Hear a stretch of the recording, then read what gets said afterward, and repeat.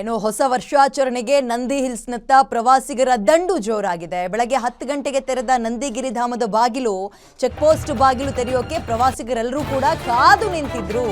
Nandi hills check post ನಿಂದ Nandi hills cross ವರೆಗೂ ಕೂಡ ವಾಹನಗಳ ಸಾಲು ಜೋರಾಗಿತ್ತು.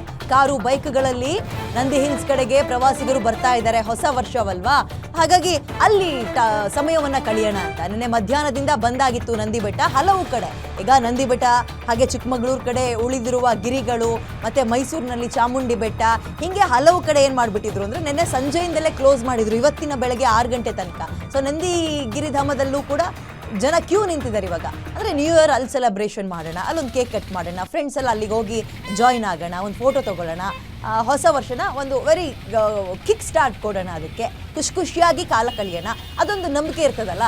ಹೊಸ ವರ್ಷದ ದಿನ ಅಂದರೆ ಈ ಕ್ಯಾಲೆಂಡರ್ ಬದಲಾಗಿರುವ 2026 ಕ್ಯಾಲೆಂಡರ್ ಏನು ಬದಲಾಯಿಸಿದ್ದೀವಿ ನಾವು, ಇವತ್ತಿನ ದಿನ ಹೇಗೆ ಎಂಜಾಯ್ ಮಾಡ್ತೀವಿ ಹಾಗೆ ಇಡೀ ವರ್ಷ ಪೂರ್ತಿ ಇರುತ್ತೆ ಅನ್ನುವಂತಹ ನಂಬಿಕೆ ಕೆಲವರಲ್ಲಿ ಇರುತ್ತೆ. ಹಾಗಾಗಿ ಅವ್ರು ಏನು ಮಾಡ್ತಾರೆ ಅಂದರೆ ಬಹಳ ಖುಷಿಯಿಂದ ಇರಬೇಕು, ಇಂಥ ಜಾಗಗಳಿಗೆ ಹೋಗಿ ಸೆಲೆಬ್ರೇಟ್ ಮಾಡಬೇಕು ಅಂತ ಮುಂಚೆಯೇ ಪ್ಲ್ಯಾನ್ ಮಾಡಿರ್ತಾರೆ. ನಿನ್ನೆ ಎಲ್ಲಾದರೂ ಕಂಟ್ರೋಲಿಗೆ ತಗೊಂಡಿರಲಿಲ್ಲ ಚಿಕ್ಕಬಳ್ಳಾಪುರದ ನಂದಿ ಹಿಲ್ಸ್ನ ಅಂದಿದ್ರೆ, ಬಂದ್ ಮಾಡಿರಲಿಲ್ಲ ಅಂದರೆ ಅಯ್ಯೋ ಇಷ್ಟು ನಂಬರ್ಸ್ ಇನ್ನೂ ಜಾಸ್ತಿ ಆಗ್ತಾಯಿತ್ತು, ಕ್ರೌಡ್ ಅಂತೂ ವಿಪರೀತ ಇರ್ತಿತ್ತು. ಬಟ್ ಜನರ ಹಿತದೃಷ್ಟಿಯಿಂದ, ಸುರಕ್ಷಿತ ದೃಷ್ಟಿಯಿಂದ ಅಲ್ಲಿ ಕ್ಲೋಸ್ ಮಾಡಿದ್ರು, ಈಗ ಓಪನ್ ಮಾಡಿದ್ರಲ್ಲ, ಹಾಗಾಗಿ ಟ್ರಾಫಿಕ್ ಸ್ವಲ್ಪ ಜಾಸ್ತಿ ಇದೆ.